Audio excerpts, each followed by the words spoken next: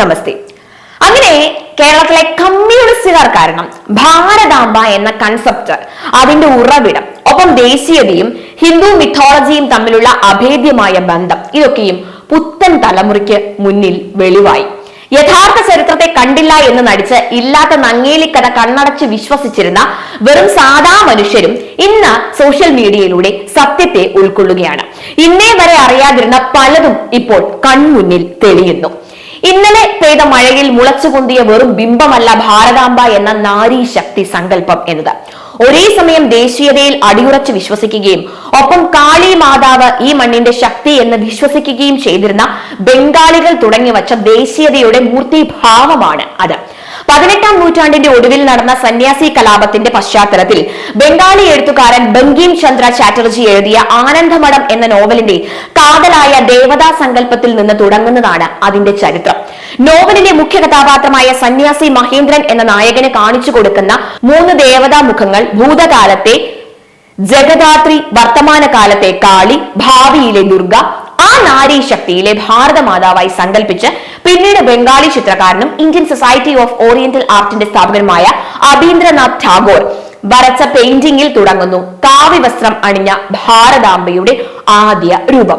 അതായത് RSSന്റെ നിറം എന്ന് ഇടത് ലിബറലുകൾ പാടി നടക്കുന്ന ആ കാവ്യവസ്ത്രം 1805 തന്നെ ധരിച്ച ഭാരതാംബ എന്ന സങ്കല്പമാണ്. തുടക്കത്തിൽ ബംഗ്ലാമാത എന്ന് വിളിച്ചു തുടങ്ങിയ ആ ദേവീ രൂപം പിന്നീട് ഭാരതദേശത്തെ മൊത്തം പ്രതിനിധാനം ചെയ്യുന്ന ഭാരത് മാതാവ് എന്ന് വിളിച്ചത് സിസ്റ്റർ നിവേദിത. അതും സ്വദേശി സമരത്തിന്റെ വേളയിലാണ് എന്നോർക്കണം. ജയന്ത സെൻ ഗുപ്ത കൊത്തിവെച്ച ഇതേ രൂപത്തിന്റെ ശില്പം കൊൽക്കത്ത മ്യൂസിയത്തിൽ ഉണ്ട്.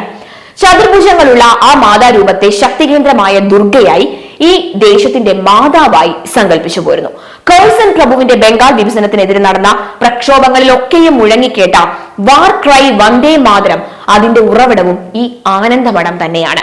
ബംഗാളിൽ ഉദയം ചെയ്ത ഈ ദേവതാ സങ്കല്പം മഹാദേവിയായി ഇന്നത്തെ ഇന്ത്യയിൽ ഹൃദയത്തിൽ ഏറ്റിയത് സുബ്രഹ്മണ്യ ഭാരതിയായിരുന്നു. 1909 ഭാരതിയുടെ മാഗസിനായ വിജയുടെ കവർ ചിത്രം ഭാരതമാത എന്നും വന്ദേ മാതരം എന്നും എഴുതിയ ദേവി ചിത്രമായിരുന്നു. അതിൽ നമ്മുടെ ഭാരതത്തിന്റെ അന്നത്തെ ഭൂപടം സർവേ ഓഫ് ഇന്ത്യ കൂടിയായിരുന്നു. ഇനി കേവലം 10 കൊല്ലങ്ങൾക്ക് മുമ്പ് നമ്മുടെ മമതാ ബാനർജി ഭരിക്കുന്ന ബംഗാളിൽ ഭാരതാംബയ്ക്കായി ഒരു ക്ഷേത്രം സമർപ്പിച്ചു. അത് നിങ്ങൾക്കറിയാമോ? ആ കമ്മ്യൂണിസ്റ്റ് കോട്ടയായിരുന്ന അതേ ബംഗാളിലെ കൊൽക്കത്തയിലാണ് ഇത് നടന്നത്. ജഗദാത്രി ദുർഗയായി ഭാരതാംബയെ പ്രതിഷ്ഠിച്ചത് 2015 ഒക്ടോബർ 9 ദുർഗാപൂജയുടെ മഹാഷഷ്ടി ദിനത്തിലാണ്. സ്വർണവർണ്ണത്തിലുള്ള ഭാരതാംബയുടെ പ്രതിഷ്ഠയിൽ താമരയും സിംഹവും ഒക്കെയുണ്ട്. സത്യത്തിൽ നന്ദിയുണ്ട് പ്രസാദ് സഖാവെ നിങ്ങളോട്. അങ്ങ് പുഷ്പാർച്ചന നടത്താൻ വിസമ്മതിച്ചുകൊണ്ട് മാത്രം കെട്ടുപിണഞ്ഞു കിടക്കുന്ന ഹിന്ദു മിത്തോളജിയും ദേശീയതയും ഈ ഭാരതദേശവും 19-ാം നൂറ്റാണ്ട് മുതലുള്ള സ്വാതന്ത്ര്യ സമര ചരിത്രവും ഒക്കെ സാധാ മനുഷ്യർക്ക് മുന്നിൽ തുറന്നു കാണിക്കാൻ ഇപ്പോൾ പലർക്കും സാധിക്കുന്നുണ്ട്. നന്ദിയുണ്ട് ബിനോയ് വിശ്വം സഹാവെ.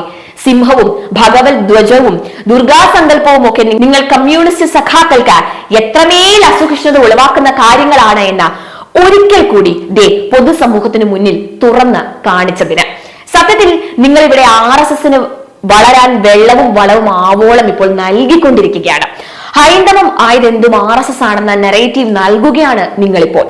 കൃഷി അടിസ്ഥാനപരമായ ജീവനമാർഗവും പൈതൃകവുമായി കാണുന്ന ഒരു രാജ്യത്ത് ഭാരതാംബയുടെ ചിത്രത്തിൽ പുഷ്പാർച്ചന ചെയ്താൽ ഇടിയുന്ന മതനിരപേക്ഷതയെ ഈ പ്രബുദ്ധ കേരളത്തിൽ ഉള്ളൂ എന്ന കാർഷിക മന്ത്രിയുടെ പദവി വഹിക്കുന്ന ഒരാൾ ഉറക്കെ പറയുമ്പോൾ നാം ഓർക്കണം, നാം എത്തി നിൽക്കുന്നത് എവിടെയാണ് എന്ന്. ഈ മണ്ണിന്റെ സാംസ്കാരികമായിട്ടുള്ളതൊക്കെയും മതം ഇട്ട് ഇളക്കി വൈരക്കോൽ വയ്ക്കുന്ന പരിപാടിയാണ് ഇവിടെ നടക്കുന്നത്.